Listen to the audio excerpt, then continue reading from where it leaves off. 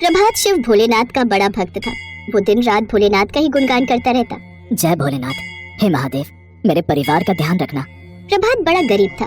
वो एक झोपड़ी में अपनी पत्नी ममता और 7 साल की बेटी अनु के साथ रहता था। प्रभात एक लकड़हारा था जो जंगल से लकड़ियां काटकर उन्हें बाजार में बेचा करता था, लेकिन उनसे उसकी कुछ खास कमाई नहीं हो पाती थी। इसलिए उसकी पत्नी ममता गांव के सेठ के घर साफ सफाई का काम करती थी। उस रोज भी वो काम करके घर लौटने लगी तो सेठ से बोली, साहब, आज महीने की 10 तारीख हो गई है, आज मेरी तनख्वाह दे दो, घर में खाने को दाना भी नहीं है। बस तुम गरीबों की यही दिक्कत है, जब देखो पैसे पैसे के लिए रोते रहते हैं। दे दो मालिक, शिव जी की पूजा के लिए सामान लाना था, घर में धूप जोत सब वो भी खत्म है। तुम गरीब लोग भी क्या करोगे, ये सब भक्ति करके? हाँ, तुम्हें क्या मिलेगा? रहोगे तो तुम गरीब के गरीब ही, रातों रात तो राजा बन नहीं जाओगे। भगवान के लिए तो सभी भक्त बराबर होते हैं ना मालिक, और क्या पता कब किस पर उनका आशीर्वाद बरस जाए। मुझसे जबान लड़ाएगी? जा, आज तनख्वाह नहीं दूंगा, चल जा यहाँ से। बेचारी ममता वहाँ से चुपचाप चली जाती है। अब जमींदार अपने घर के बने मंदिर में जाता है जहाँ उसने सोने के शिवलिंग बनाए हुए थे। वो उनकी पूजा करने लगता है और उनसे प्रार्थना करता है, हे शिव, मुझे खूब बरकत दे, मैं सबसे अमीर इंसान बनना चाहता हूँ। उस सेठ के पास 15 गाय थी जिनका दूध घी बेचकर वो खूब पैसे कमाता था। इधर ममता और प्रभात के पास तो खाने के लिए भी कुछ नहीं था। माँ, कुछ खाने को दो ना। बेटी, खाने के लिए कुछ भी नहीं है, कल तेरे बाबा को कुछ पैसे मिलेंगे तब वो राशन ले आएंगे। तभी प्रभात भी आ जाता है। उस रोज उसकी भी कोई कमाई नहीं हुई थी। वो हाथ मुंह धोकर अपने घर में रखे मिट्टी के शिवलिंग की पूजा करता है। हे भोलेनाथ, आज माफ करना, आज मैं आपके लिए कुछ नहीं ला पाया। इसी से प्रभात और सेठ के बीच का फर्क पता चलता है। सेठ के पास सब कुछ होते हुए भी वो भगवान से अपने लिए मांगता, जबकि ममता और प्रभात को भोलेनाथ के प्रसाद की चिंता सताए जा रही थी। उस रात प्रभात को नींद नहीं आई। अगले दिन वो सुबह सुबह ही जंगल में लकड़ियां काटने चला गया। प्रभात जंगल में लकड़ियां काटने लगा तो उस पेड़ पर मधुमक्खियों का छत्ता था जिसके लिए वहाँ एक भालू आता था। लेकिन उस रोज वो पेड़ कटता देख वो गुस्से में आ गया। वो प्रभात की ओर झपट्टा मारने ही वाला था कि प्रभात खुद को बचाते हुए वहाँ से भागने लगा और थोड़ा आगे चलकर थोड़ी नीचे खाई में गिर गया। उसका पैर टूट गया। भालू वहाँ से चला गया लेकिन प्रभात वहाँ से निकल ही नहीं पाया। ऐसे ही शाम हो गई लेकिन वो अभी तक घर नहीं लौटा। उसकी चिंता में ममता भी जंगल पहुंची जहाँ उसे खाई में प्रभात पड़ा हुआ दिखा। अरे ये क्या हुआ आपको? प्रभात ने उसे सारी बात बताई। माफ करना ममता, आज मेरे कारण फिर तुम सबको भूखा रहना पड़ेगा। कोई बात नहीं जी, पहले आप मेरे साथ डॉक्टर के पास चलिए। ममता प्रभात को डॉक्टर के पास ले गई। डॉक्टर से पट्टी करवाकर वो अपने पति को लेकर घर आ गई।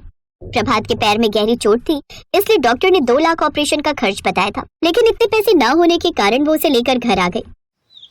अगले दिन वो सेठ के घर काम पर गई, जहाँ सफाई के दौरान उससे एक महंगा शोपीस टूट गया। तूने मेरा इतना नुकसान कर दिया, अब तुझे एक भी पैसा नहीं मिलेगा। तेरी सारी तनख्वाह इसी में कट गई। ऐसा मत कीजिए सेठ जी, घर में खाने के लिए कुछ नहीं है और उनकी हालत तो आपको पता ही है। और वहाँ से भगा दिया। उधर कैलाश में बैठे महादेव और माँ पार्वती सब देख रहे थे। हे महादेव, सेठ जी और प्रभात दोनों ही आपकी पूजा करते हैं, दोनों ही आपके भक्त हैं। अब इन दोनों में से किसको आपकी कृपा मिलेगी? आखिर कौन है आपका सच्चा भक्त? कुछ दिन बाद महाशिवरात्रि है देवी, इस बात का फैसला उसी दिन होगा। ऐसे ही धरती पर दिन बीतते गए और शिवरात्रि का त्योहार आ गया। शिवरात्रि का त्योहार आ गया है। हमारे पास तो खुद ही खाने पीने के लाले पड़े हैं। हमें तो समझ में ही नहीं आ रहा कि अब हम शिवरात्रि की तैयारी कैसे करेंगे। तुम चिंता मत करो ममता, महादेव है ना, वो जरूर कोई इंतजाम कर देंगे। वो तीनों ही उस दिन भूखे रहकर शिवरात्रि का व्रत रखते हैं। प्रभात अपने घर में बने मिट्टी के शिवलिंग की पूजा करने लगा, लेकिन शिवलिंग पर चढ़ाने के लिए उसके पास दूध तो था ही नहीं।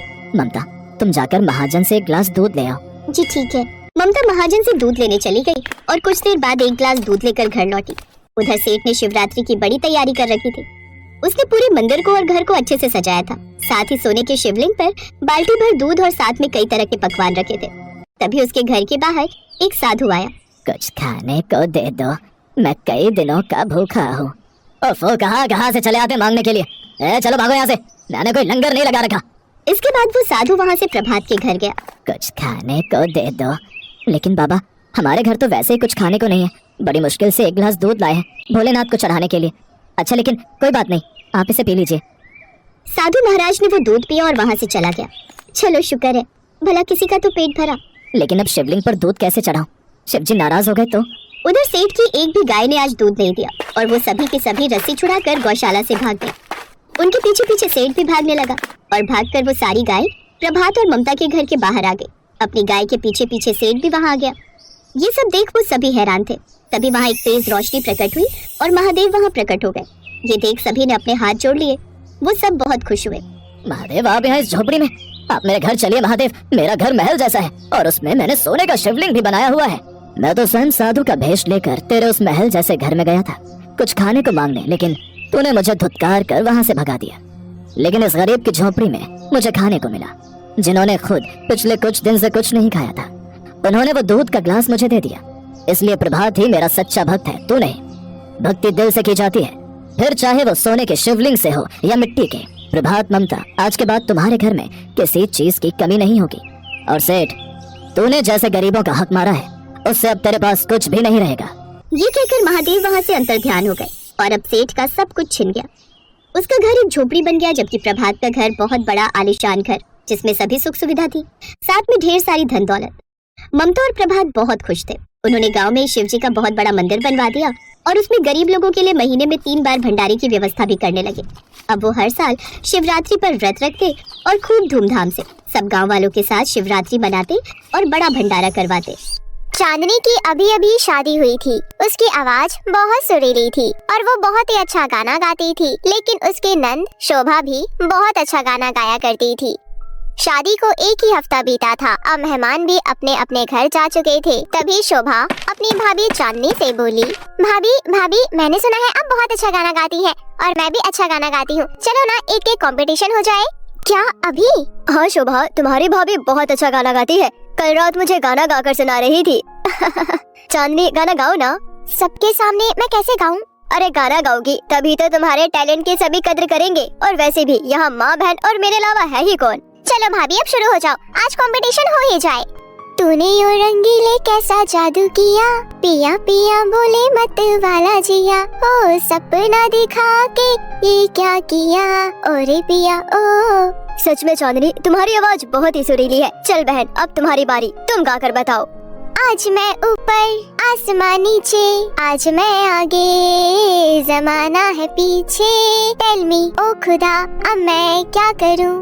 तभी चांदनी की सास रुक्मणी बोली, बस बस बंद कर गाना, मुझे तो चांदनी बहू का गाना बहुत पसंद आया और तू ना जाने कौन सा गाना बेसुरी आवाज में गाई जा रही है। अभी तुम अपनी भाभी से कंपटीशन करने लायक नहीं है।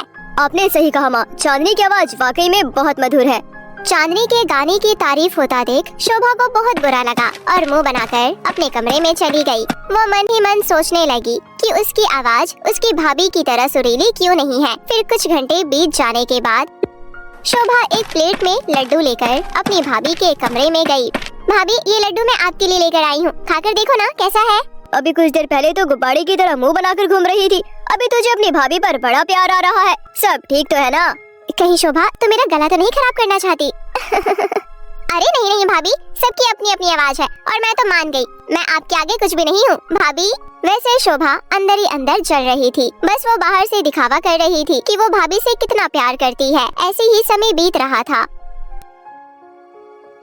फिर अचानक चांदनी की तबीयत खराब हो गई और उसे अस्पताल में भर्ती कराना पड़ा, जहाँ डॉक्टर चांदनी का चेकअप करने के बाद उसके पति विकास से बोले, आपकी वाइफ को कुछ दिनों से ऐसी दवा की डोज दी जा रही है जिसकी वजह से उनके गले में ट्यूमर हो गया है, लेकिन मुझे समझ नहीं आ रहा कि उन्हें इस दवा की डोज क्यों दी जा रही थी।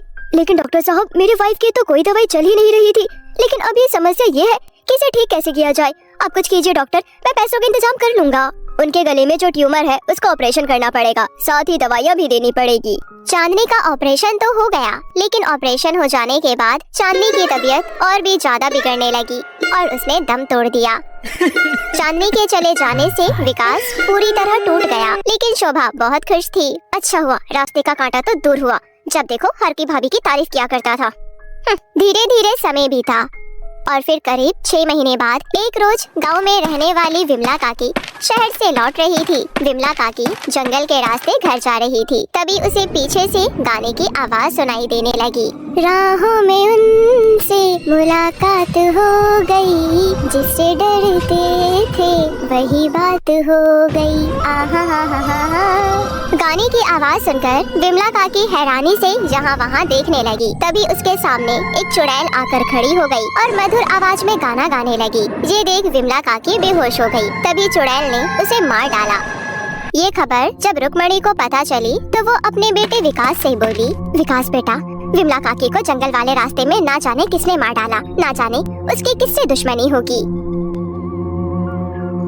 फिर एक रात जगिया, जो कि शोभा का बॉयफ्रेंड था, जंगल के रास्ते घर जा रहा था। तभी उसे चुड़ैल के गाने की आवाज सुनाई दी।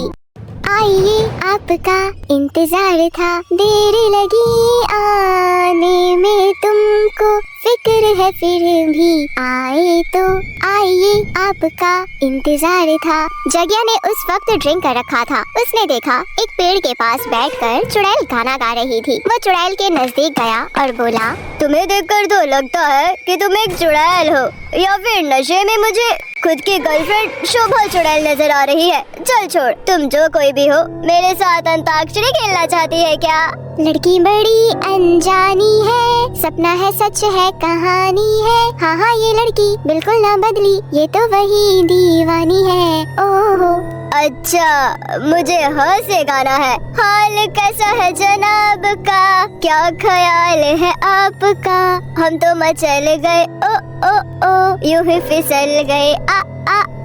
किताबें बहुत सी पढ़ी होगी तुमने, मगर कोई चेहरा भी तुमने पढ़ा है। हाँ से मुझे याद नहीं आ रहा। चलो छोड़ो, मुझे नहीं खेलना अंताक्षरी, मैं घर जा रहा हूँ। अरे ऐसे कैसे? मैं तुझे घर नहीं जाने दूंगी, तुझे मरना होगा। तो अंताक्षरी हार गया।